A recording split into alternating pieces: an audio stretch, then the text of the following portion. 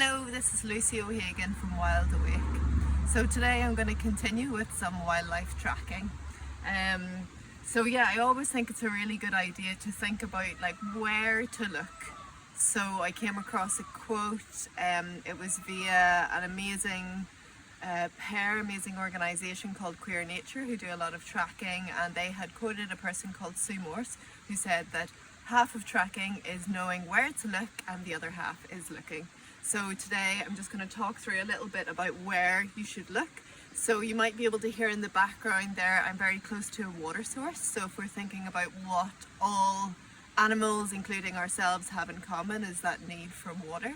So where there's maybe a river or a stream, you can often find like congregation of lots of different tracks, as lots of animals go there to fulfill their needs. And also because around riverbeds and streams and under bridges are amazing places that will catch tracks. Also like these edges, so the transition between one zone into another is a place that's quite safe for an animal to stay. It usually has quite a lot of cover, and it's where it's the most amount of biodiversity happens.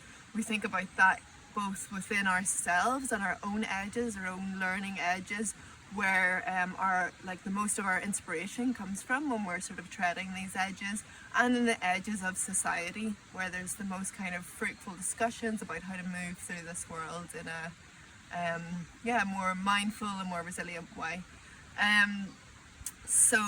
Those edges are really important places to explore, both in our inner and outer tracking. And under bridges as well, so they're close to rivers, and also their tracks are preserved under the bridge. And also it's good to think about like where animals move in the landscape. So while human trails are designed for, energy efficiency, but more they're designed for views, for like getting the best view, for getting up to the top of the mountain.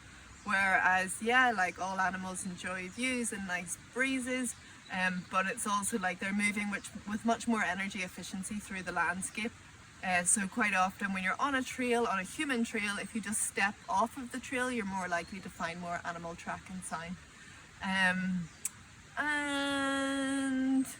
Also thinking about like this what's called lacks and larders. So where there is a larder in a landscape, so say for example you go into a hazel woodland, for example, there's lots of hazelnuts, so we're going to expect to find lots of small rodents that feed off of those hazelnuts. And then if there are lots of rodents, then there's food for larger mammals and birds. So you're like looking up through the food chain, and you're going to expect to find more diversity in an area that has a large larder. Whereas if you go into a landscape where there's a lack of things, you're not going to find as much there. So just be mindful of all these things as you're exploring wildlife tracking. So today I found this track here close to the river. So there's some mud here which has been churned up by the horses, and if we can take a close look at this track again, that's slowing down and noticing what we can see. So here I can see 1, 2, 3, 4 toes very clearly. I can see one large palm pad, and the shape of this palm pad is almost like a kidney bean.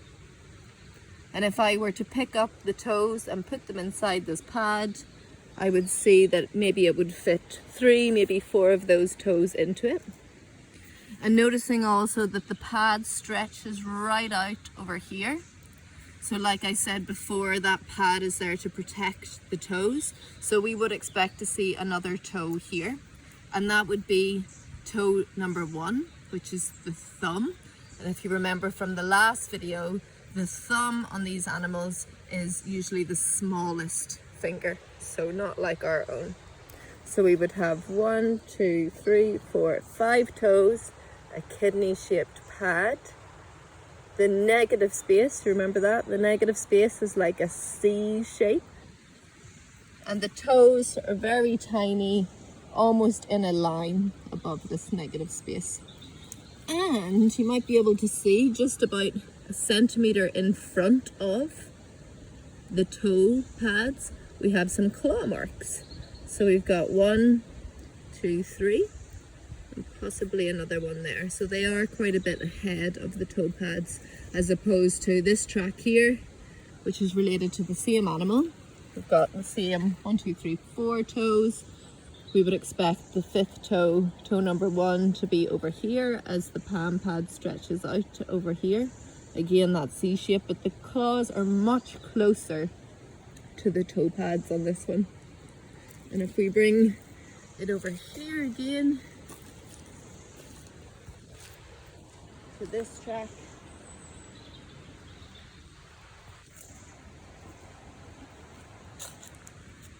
we can again see 1, 2, 3, 4, and we can actually see this thumb toe just pushed into that leaf there. So we've got 1, 2, 3, 4, 5 claws a little bit further away from the pads. So with all of this information, and yeah, so we have a 5-toed animal with claws, bigger claws on one set of prints than the other. So we're thinking about an animal that needs big claws to dig. So these are the tracks of our little bear with Brock, the badger. So badgers, of course, being like these amazing excavators. If you ever see a set of a badger and take a really good look at it, you'll notice like how many rocks they've pulled out, tons and tons and tons of earth, and they form these huge big spoil piles in front of the entrance to their sets. And what I love about badgers is that they pass those sets down through the generations. So it could be like the set that was the same as their like great predecessors.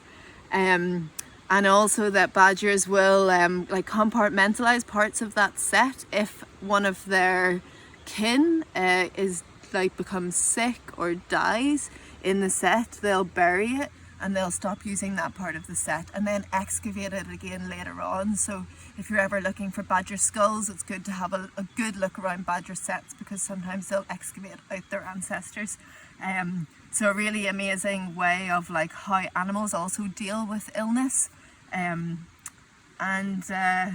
Yeah, perhaps even like that ceremonial like burial of their kin as well. It's hard to put these human rituals onto animals, but definitely interesting to think about. So there you go, that's how we identify a badger track. Thank you.